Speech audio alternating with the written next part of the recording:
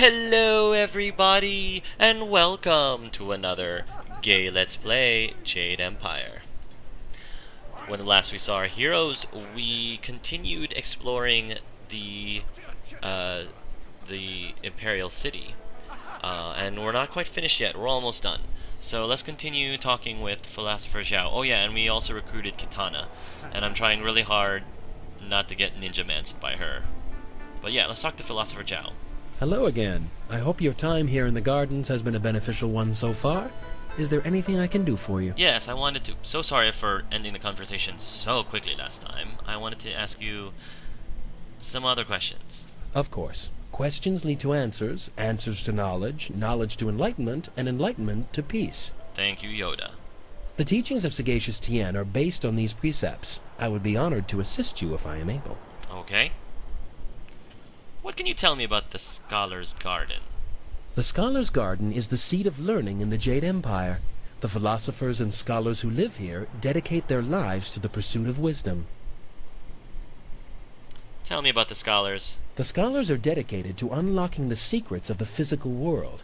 Many still follow the teachings of Sagacious Tien, though some take their studies too far. I am certainly not opposed to their ways of study. Indeed, the scholars have made many wonderful and important discoveries. Tell me about the philosophers. We philosophers dedicate our lives to the study and teaching of the ways of Sagacious Tien. We believe in peace and harmony and balance. Many find it difficult to grasp the significance or usefulness of our studies, but we assist anyone willing to learn the ancient teachings. Okay. I'll go back to my first question. Of course. What would you like to know? What can you tell me about the Imperial City? I am afraid I would not be the best person to ask, but there are others to whom I could direct you. Who else could I ask about the city? You could ask young Scholar Zenyu. He spends a good deal of time in the city enjoying worldly pursuits, though he does not think his masters know it. Yeah, I talked to him already. There is also a man named Bai who works near the Imperial Arena. He is renowned for his knowledge of the city. I remember Bai, I think. I already know about Sagacious Tien. Actually, I should be going. As you wish. With luck, the winds of heaven will bring us together again one day. Farewell. Farewell. Alright. What's going on here?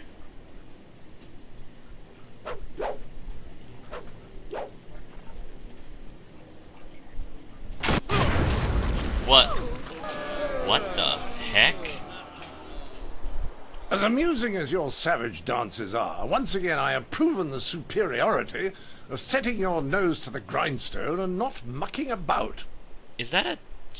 Now bring some refreshments in a proper mug, or I'll take back the coins of my home and country. Don't you heathens know the worth of a proper king's halfpenny? The picture on his chest is... Generous visitor, if our customs are so displeasing to you, perhaps you should find lodging elsewhere? Please?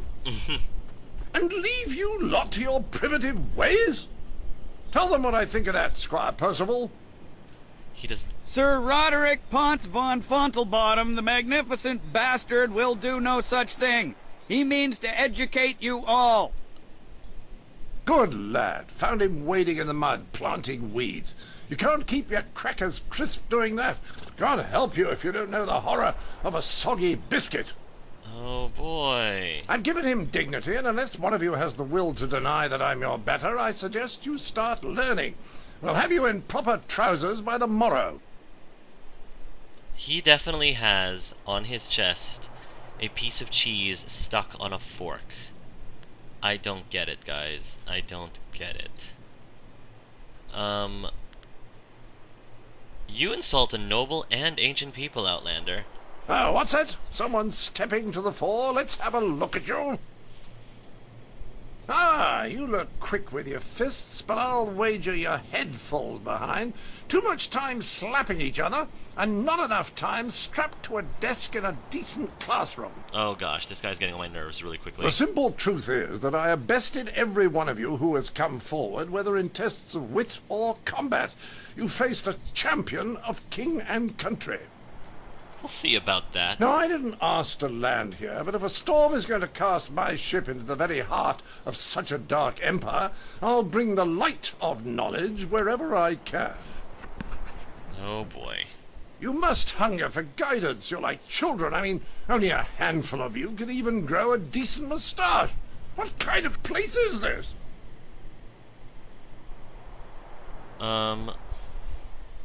You blind yourself with prejudice. I can prove you wrong. Can you now? Shall we put that to a test? I welcome the chance that you might impress me with a glimmer of intelligent insight. Ugh. But I will acknowledge that I am likely to disagree just because I know you are, lacking. We will need educated men to judge the merits of our arguments. Arguments? What kind of contest are you looking for? I've gone to great pains to learn your barbaric tongue, only to find that none of you has much to say. Can you convince me otherwise? Maybe. I've heard a distinct lack of couplets and quatrains, to say nothing of pentameters. Is it any wonder you people live as you do? I charge you with defending the heart of your people. If a group of judges determines that you have adequately done so, I will declare you the winner. Done. I'm game. I'll humiliate you here and in combat later. It's more likely I'll teach the rest by making an example of you. Here, these 5 standing about will be our judges. They look like a varied lot. Which 5? Go on, talk to them all to prove I haven't coerced them. We'll begin the debate when you're ready. Oh, this should be fun. Then we'll see how you fare in combat. Doubt you'll do very well. Like the rest, you're all just too damn skinny. Who are you calling skinny? Oh, this guy is just... wow. He's a very well-written character. I heard you accept the Outlander's challenge. I'm grateful you have seen fit to defend us all. Well, somebody's got to. He's a pain in the butt. I would be honored to sit in judgment of the debate. Several of my fellow scholars have also volunteered. My thanks. This is simple. Just agree with everything I say. No, no, no. That's exactly the type of behavior I'm trying to prove against. I trust you will judge fairly.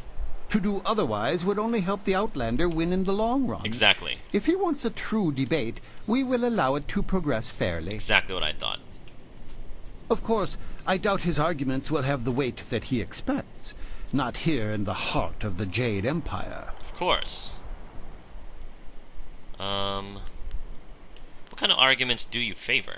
I am ill-equipped to see my own faults, but I, like my fellow scholars, am adept at exploiting the weaknesses of others. Nice, I like that. Scholars Heng and Zhao are easily swayed with simple facts. Okay. Cite such details and they are certain to change their opinion either for or against. And what strategy should I take? The best course is to appeal to the individual preferences of the judges. We are theoretical thinkers, really. It is not so much the subject, but the tactic that triggers reaction.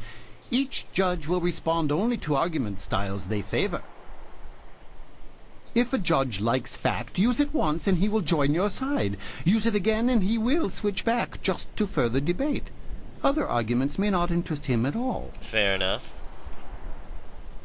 I'm ready for the debate. Goodbye. I wish you luck. I look forward to your defense of the Empire. Alright, let's do this. Let's do this. I can do this, I think. But we can talk to people first? I don't understand a thing he says, but I don't understand much of what these scholars say either. Oh, this is exciting. I've never been asked to jury a debate before, and now I'm the third of your 5 judges. My name is Scholar Zhao. Oh, Scholar Zhao, I read about you, I think. What kind of arguments do you favor? I haven't given it much thought. I pictured myself as balanced, but some of the others are very specific in their tastes. Actually, you can sway scholars Kai and Gu by mocking your opponent. I don't care for it, but they seem to respond quite vigorously. Okay. Do you share the minister's dislike of the Outlander? He is coarser than the thinkers I am used to, but on the whole I am not as upset by him as others appear to be. Fair enough. He seems bent on disruptive behavior. He should be encouraged to take that elsewhere. What strategy can you offer? I've argued in this group of scholars many times before. We are so used to each other that we will change opinions just to further the debate. Tricky. Don't worry so much about what you are saying when you respond. Just concentrate on how you say it. Alright. I should go. I should get ready. Goodbye. Good luck. This should be an interesting debate. Yes, interesting indeed. Scholar Hang. Greetings to you. I am Scholar Hang, and I will be serving as the second of 5 judges for the debate. I look forward to honorable discourse. Okay. What kind of arguments do you favor? I'm sure the others agree that my tastes are balanced. The minister, however, is easily engaged by sympathetic pleas, as are scholars Zhao and Gu. Okay. I find their appreciation of such fawning to be distasteful, but that is one of the arguments they prefer. Why do you dislike the Outlander? I don't dislike him. I find some of his points to be worth discussing, but Sir Roderick is a bit disruptive for the garden. I agree. He may bring attention that we do not want. It would be best to peacefully encourage him to be on his way. What strategy can you offer? Try to choose your arguments in a sequence that eventually turns everyone in your favor. Don't worry about losing a vote on a single topic. Okay. I should get ready. Goodbye. Good luck against the Outlander. He is a tenacious speaker. Scholar Kai? I greet you. My name is Scholar Kai, and I will be the 4th of 5 judges for the debate. I suggest you don't mess it up. Oh, great. What kind of arguments do you favor? I am always impartial, but some of my fellows are easy to goad into decisions if you know their tastes. Everyone says that they're balanced or impartial. The minister is particularly fond of confrontational arguments. Respond in a rage and you are sure to engage him. What strategy can you offer? Some arguments may win a judge's favor while turning another away. Vary your topics so that you don't end up manipulating the same judges over and over. Oh, that's interesting. Yeah, sure. Do you share this minister's disdain for the Outlander? He is an insult to our accomplishments as a people. If you fail in the debate, at least take him to task physically. Okay. I don't care where he came from. Anything to get him on his way. Okay. Fair enough. I'm all ready for the debate. Goodbye. The Outlander uses flawed logic. Don't allow him to taint this forum of culture and intellect. I will do my best. And I already talked to Scholar Gu, I think. Ah, so you are the one who will debate the Outlander. I am the 5th of your 5 judges. Maybe not. What kind of arguments do you favor? Are you implying that I am predisposed to be weak in certain areas? I can't accept that. Some of my fellows, however, are another story. So everyone else says... Scholars Zhao and Kai are easy to predict. Dismissing a weak argument gets their attention immediately and will spur them one way or another. What strategy can you offer? Try not to dig a hole you can't get out of. If you can't get everyone to agree with you, just focus on getting as many as you can. That's my... Remember, you need a majority of judges on your side at the end of 6 topics. Okay. The Outlander has very few supporters. He doesn't seem that interested in gathering any. He's clearly used to imposing his opinion regardless of the recipient's desire to have it. True. His points are debatable, but his presentation is not compatible with the garden. I kind of see that. I should get ready. Goodbye. Yes, make certain you are ready. The Outlander will be a challenging opponent. And Minister of Culture, I think I've already spoken to. Is there something else I can do for you? We eagerly await word of your I will get ready for the debate. Uh- Alright, let's save, guys. Because we are... Not that I would necessarily reload. I wouldn't reload if I messed up. I'm just going to do the best that I can with the information that I got. I didn't bother to write it down. Maybe I should have, but I'm just going to go in and see what I'm going to do. Well, ready to set the ponies in motion, are we? Let's declare some rules and get to it. You don't mind if I make this interesting, do you? I would not be surprised. I'm not surprised you're trying to make this more interesting. What kind of change are you planning? I just want to make sure that this is more entertaining than simply blathering about whose walls are higher or whose philosophers really know what's what.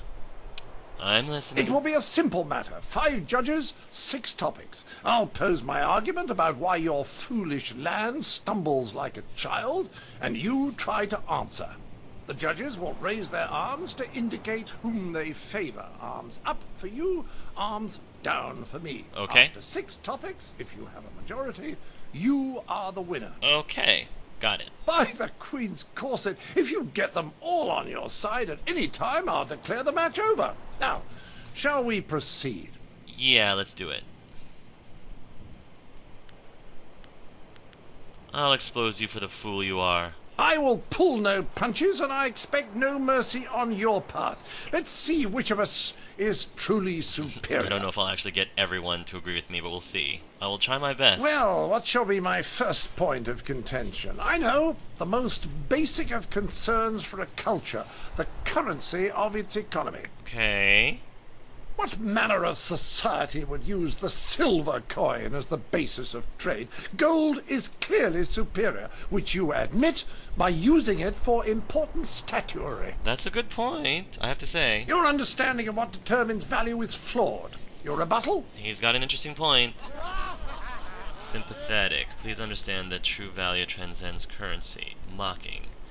Please understand that true value transcends currency. Your stance betrays a worship of gold. Laughable. Bah, you have no understanding of us. Factual. Scarcity proves gold should be reserved for higher purposes. Raging. Ignorant fool, you're the poor man here. Well... What, I'm trying to think, I'm trying to go with what I actually would say, which I guess is what Angelus would say. I wouldn't say this. Scarcity proves gold should be reserved for higher purposes. You have no understanding of us. Your stance betrays a worship of gold. Laughable. Please understand that true value transcends currency. I would say this. This is the one that speaks to me, so I would say this. And I think more than one of the scholars likes sympathetic, so I'm going to choose sympathetic. Well, a majority wow, on your side, but the debate is not over yet. Oh wow, 3. Great. I call attention to the arrogance of your empire. You simply assume that all lands outside your borders are the domain of barbarians and monsters. How can you truly know they are uncivilized until you've proven it by conquest? Crush them beneath your heel. You sit here thinking while far-off lands yearn for direction, not unlike what I am attempting with you. Well, I don't want to do sympathetic again. We do not wish to impose ourselves on others. We know outsiders are uncivilized. Look at you. Nah. Your attempt is failing. How does this strengthen your argument? Dismissive. Such expansion must be controlled. The conquered are volatile. Nah, I don't really like that argument. We don't want to earn the same hatred we feel for you. I kind of like this argument. I don't know how many votes I'll actually get, but I'm going to do it anyway. Your attempt is failing. How does this strengthen your argument? Well, a majority on your side, but the debate is not over yet. Shall I draw attention to your foolish reliance on personal combat? You've got strange dragon powder arms, but you waste them on spectacle and flying chariots. Any decently civilized people would have developed a proper array of personal sidearms by now, like old Mirabelle here.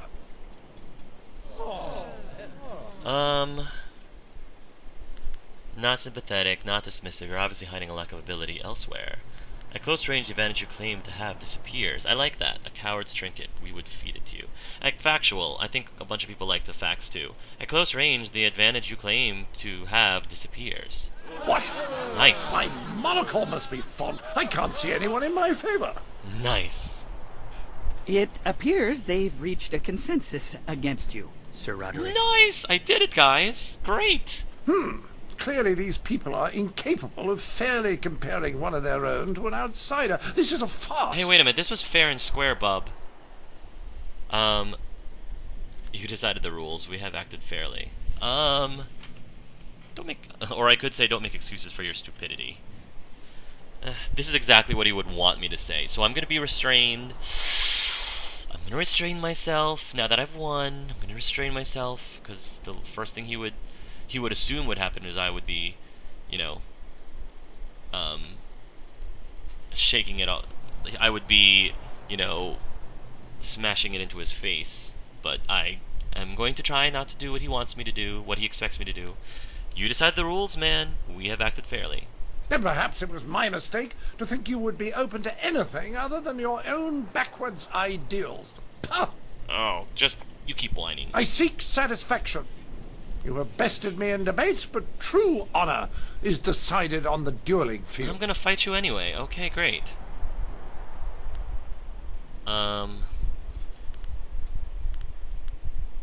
If that is your wish, I will meet you in combat. Bring it. The entry hall here has walls to be up against, corners to be backed into, and floor enough on which to be down but not out. Whatever your metaphor, I'll beat it. Return to me when you are ready, and we will walk there together, just to ensure that no one gets lost or suffers an accident that would prevent a fair fight. Whatever you say. Frankly, I don't know what you people are capable of. I'll return here when I'm ready. Quickly now, Sir Roderick Ponce von Fontelbottom, the magnificent bastard, is not one to let a duel grow stale on the vine. What? Nice, 1000 XP.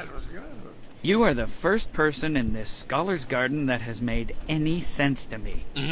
Thank you, sir. You won the debate against the Outlander. I hope you teach him a lesson in combat as well. I definitely want to so badly. A masterful use of intellect. If you beat the Outlander in combat, you will shame him totally. Your debate with the Outlander showed great understanding and intelligence. I hope you are equally proficient at combat. I hope so too.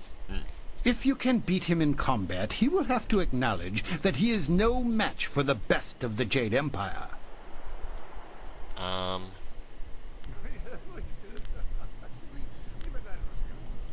Can I expect a reward for facing the Outlander? Yeah, Angelus wouldn't say that. I'll prefer the fight. I'm sure it will be a spectacular battle. Good luck. I don't care that he has explosives. Like, I am, you know, slightly arrogant enough that I don't care. Whatever. Sure. You can try that if you'd like. I like this Outlander. His foolishness is not disguised behind education. I have no doubt that you will take this Outlander to task in combat. Give him no ground. Thank you, ma'am. A great victory in the debate. A win in combat would be a fine way to finish. Yes, I will send that guy packing, because he is really getting on my nerves. What the heck is this? What? I don't get it. Tong Wei? What? Oh, I didn't see you there. This magnificent sculpture takes away all of my attention, I'm afraid. Is there something I can help you with? You don't look like one of the scholars. My name is Tong Wei. I'm a master excavator from the Valley of the Sprightly Stones. I am here to oversee the installation of this fine specimen of rock. I apologize. I sometimes get excited when speaking about one of our grandest treasures. The valley is truly remarkable. What makes the stone so sprightly? No one knows exactly. There are theories, of course. Some say it is divine, and others say it is simply a trick of nature.